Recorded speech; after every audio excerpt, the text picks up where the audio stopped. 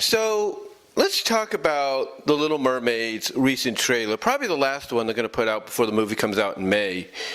And look, I know a lot of people have been critical on this movie, even when it was first announced that it was going to happen.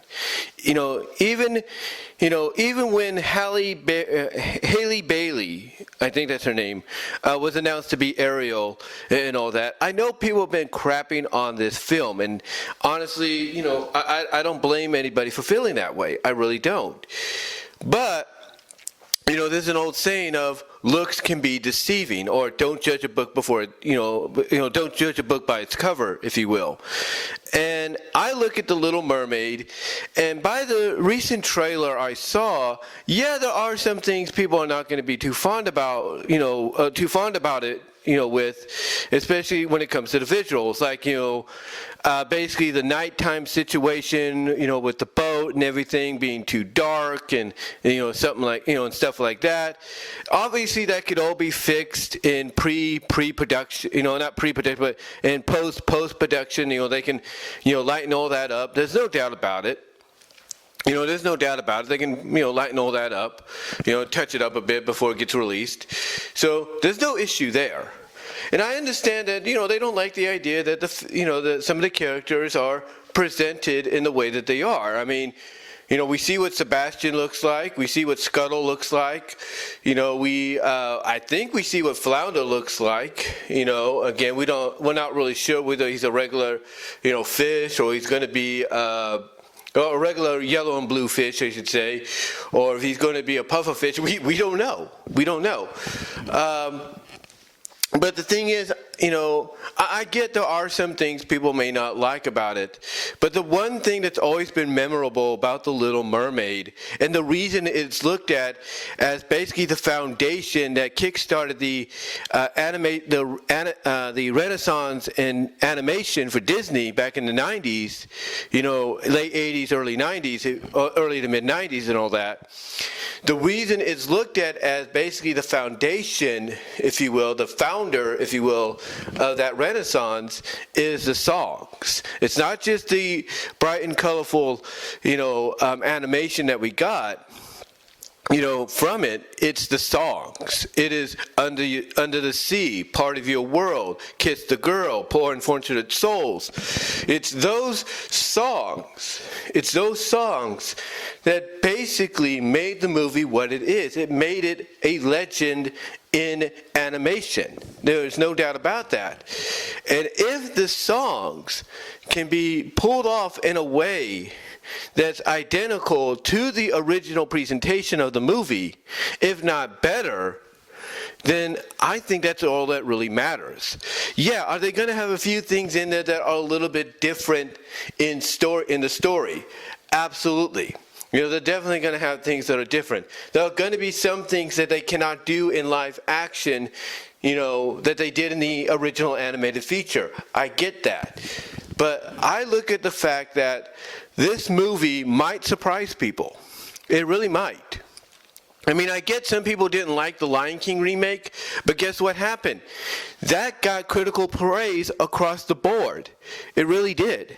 There's no denying that. It got critical praise as being one of the better, live-action remakes, if not one of the best live-action remakes they've done, in quite some time. Now, is it far from being the best? Like, let's say Beauty and the Beast? Is it up on that level? No. It's not, but it's close. It's close to being on that level, to the point that I think it got correct me if I'm wrong, it got a nomination, I think, for Best Animated Feature. Now, which is kind of controversial since it's not really animated, but it basically got put into that category. It was either that or Best Picture, one of them. But the point is, ladies and gentlemen, when you get down to it, I think this is a situation to where right now, based on the reputation, a lot of these Disney live-action remakes of all these classical animated, features, have been adapted from, if you will. well, you get the idea. You get the idea of what I'm saying. Basically, based on the reputation that these live-action remakes of all these animated features where they've been adapted from have had, that's what I was trying to say. I think this is one of those cases where you have to just, don't judge a book by its cover. That's the way I look at it. I mean, like I said, look at some of the presentations we've had. We've had Beauty and the Beast. We've had Aladdin. We've had Lion King. Those are the more notable ones. And the reason those are more harshly judged, if you will, is due to the fact, ladies and gentlemen, that people like me grew up on these stories, grew up on the original animated presentations of them. So for people like me, it's a lot easier to judge, how we feel about them outside anything else, which is why I think the reputation of, hey, the live action remake's not going to be as good, if we're not, will be good, as the original animated presentation. And that is true. That is indeed true, to an extent, But the point is, like I said, it's easier for us to judge because a lot of these remakes are based on basically the animated adaptations that we grew up on. Little Mermaid, 89. Aladdin, 92. Lion King, 94. Beauty and the Beast, 91. We expect, basically, if you're going to remake something like this, even in live action, for it to basically be on a high pedestal of superiority, of supremeness, if you will, unlike anything else. Unlike anything else. We expect it to be at that level that the original animated presentation was. But when we don't see that happening, it pisses us off. It makes us upset. And we have a right to be that way. I mean, look, they tried Dumbo. That didn't work. Obviously. They tried Pinocchio. That didn't work. Obviously. And now they're going to be trying with Little Mermaid. Now they're going to try with, and then later on with Peter Pan and Wendy, which is the live action remake of Peter Pan. It's like, well, the next two, like I mentioned, Little Mermaid and Peter Pan and Wendy, again, those are in the categories of let's just see what happens. Don't judge a book by its cover kind of deal. Although people might say the more, out of the two, the more likely one to succeed will be Little Mermaid, not just because of its theatrical presentation. It will be in theaters and IMAX and all that, but because it looks like Peter Pan and Wendy are not on, visually, graphically and all that on the same scale. But as this movie's as Little Mermaid's gonna be, but still, it's one of the situations where you have to wait and see. And now, of course, you got talks of Moana getting a live-action remake soon down the line. That's being one of the titles considered. That's being one of the titles considered and all that. Moana, is one of the movies being talked about. Hercules is getting a remake, live-action remake, which is going to differentiate, I guess you could say, detour, if you will, a little bit from the original animated presentation. So yeah, there's going to be there's other remakes on the horizon that will try to be identical in some sense to the original animated presentation, but will also be different. I mean, you cannot tell me that some of the more recent films that have come out animation-wise, Disney isn't looking at as potential live-action remakes. I mean, besides the ones I just mentioned that are in the works right now, or being talked about, and discussed about.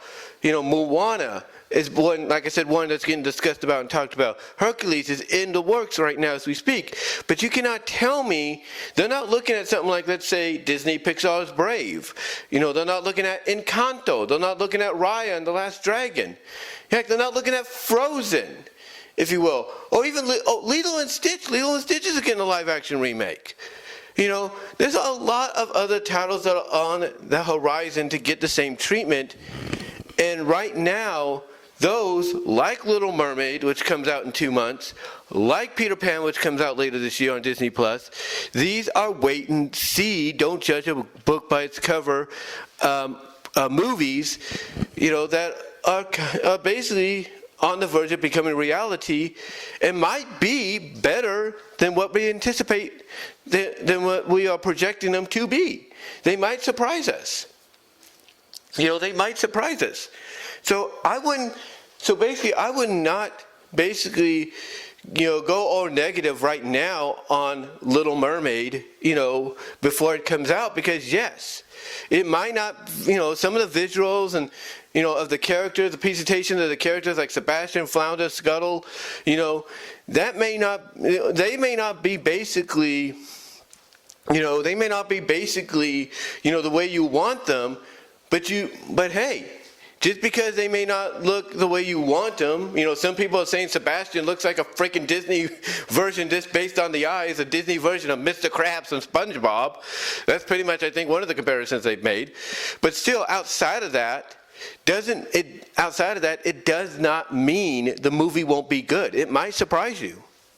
Now, if it does bomb, maybe what's gonna happen if it does bomb, opening weekend, then maybe, and then it constantly has a downslide afterwards, like it constantly keeps falling and falling and falling and falling and falling and falling and falling, in the box office.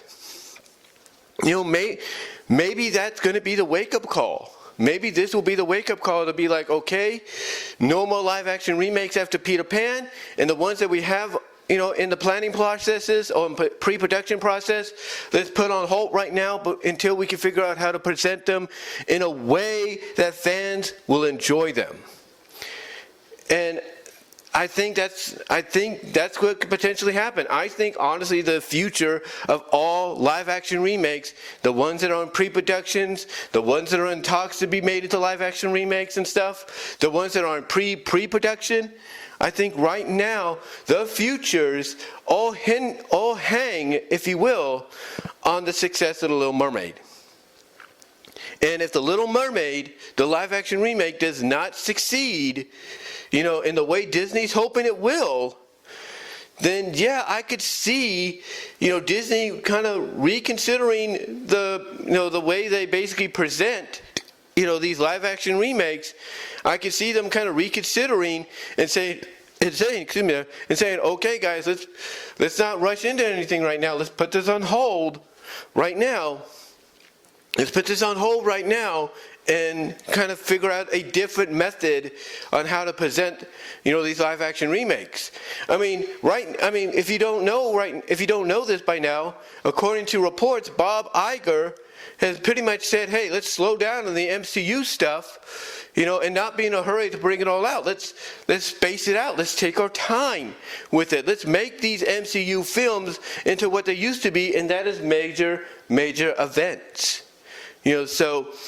So maybe that's what happens here. Maybe if it doesn't succeed, Iger's going to be like, okay, guys, enough of the live-action remakes of the classic animated features. Let's slow down on that. Let's take our time after Peter Pan and Wendy. Let's take our time and try to present these in a way to where they'll be more positively received and treated as big events. So Little Mermaid has a lot to really kind of, I guess you could say, Little Mermaid has basically a lot, I guess you could say, on its shoulders. It has a lot riding on it. More specifically, the future of the live-action remakes.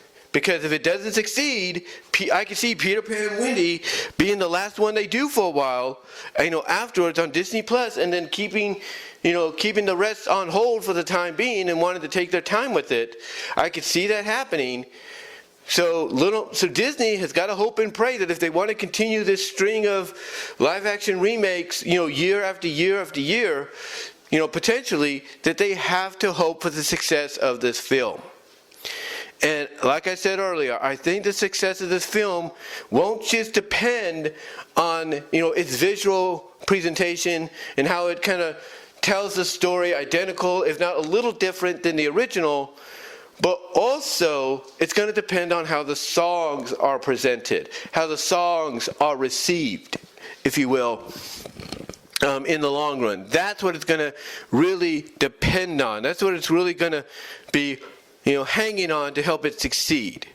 Because if people aren't coming out of that theater opening weekend and humming Under the Sea, humming Part of Your World, humming Poor Unfortunate Souls, Kiss the Girl, or any new songs they might add in there, if they're not doing that, and basically that is one of the reasons that contributes to the failure of the film, then yeah, it might be time for Disney to really consider taking a break.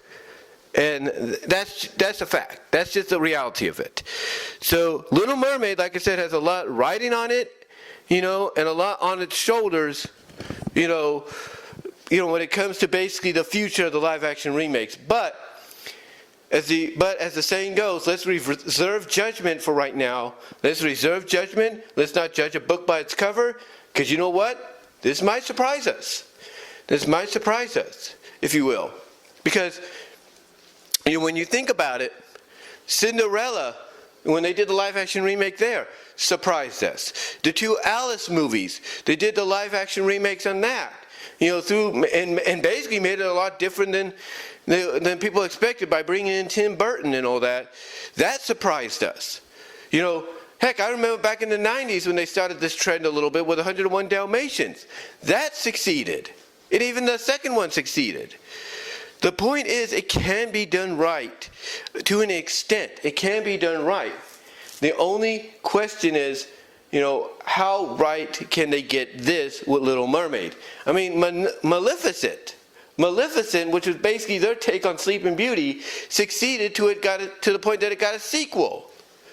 So to me, I think it all depends on how this is presented. How it's presented. Again, the future of all the live action remakes is basically going to be, well, not holding, but basically the future of all the live action remakes are going to be hanging on the success of Little Mermaid, in my opinion. Even Snow White, which is currently in production right now, is going to be hanging on the success of this movie, because even if they finish filming that film, if Little Mermaid don't succeed, Snow White may be put into post-production hell. Basically, what I mean by that is it could be shelved indefinitely, similar to what, Warner Brothers, not identical, but similar to what Warner Brothers did with Batgirl. It could be put into that situation to where we're going to shelve it, put it in the vault for the time being, and we're going to wait. I mean, I could see Disney releasing it, but holding off on it and saying, whoa, instead of 2024, let's wait till 2026, give people a 2-3 year hiatus from live action remakes, and then go from there. I could see them do that. That way, you give it time, you give people time to get over the live action, I guess you could say, in your face presentations and all that. I can see them doing it, so that way when they finally do bring it out, maybe 2026, people will be like, okay, let's give this a chance. They've had time to cool off. Let's see if maybe they've learned a lesson when it comes to Snow White. I could see that. But again, it all depends. It all depends, in my opinion, to the success of Little Mermaid in May. So let's reserve judgment. Let's not judge a book by its cover right now and see what happens. But give me your thoughts, guys. What are your thoughts on the live-action remake of Little Mermaid, the latest trailer? How do you feel about it? Do you think it will succeed? It will surprise everybody? Or do you think it will failure? It will continue to, gain more momentum for the failures known as the live-action remakes of Disney? Or do you think maybe we should just reserve judgment and not judge a book by its cover and just see what will happen initially? And do you also think the future? Do you think the future of all the Disney live-action remakes, even those in pre-production, production, and so on, do you think the future all hang on the success of this movie? Let me know down below in the comments, as well as in the live chat during the premiere. Like the video. You will get an audio podcast version. It's a BW Rosas Discussions at all your favorite audio podcast platforms, except for Pandora. And more specifically, you'll get it at Spotify, if you will. So check it out there. If you have a Spotify account, which mostly everybody does. Also, ladies and gentlemen, check me out at deviantart.com, says BVW1979. Also, click on the upper right-hand corner of the end screen if you're watching on YouTube, and check out my Teespring store. Also, ladies and gentlemen, check me out at VENMO at BW Roses for content you can't get here on YouTube, especially some of the newer content I put up there. Also, ladies and gentlemen, check me out at patreon.com, says BW Roses, with a $1 or $3 tier. Also, ladies and gentlemen, check me out at Venmo at Brian-Walmer-2 and Cash App at BW Roses 98, to help me out financially there to build the channel and give you more content in the future. But guys, give me your thoughts. Let me know how you feel about this. Comment below. Live chat during the premiere. How do you feel about this? And how do you feel about the Little Mermaid trailer? As a whole. Do you think the future of all live-action remakes from Disney, pre-production, pre-production, in production, and all that, do you think they all, hang on the success of this film? And do you think maybe we should reserve judgment and don't judge a book by its cover and see exactly what happens opening weekend? Let me know down below in the comments. This is on the live chat during the premiere, and I'll talk to y'all later.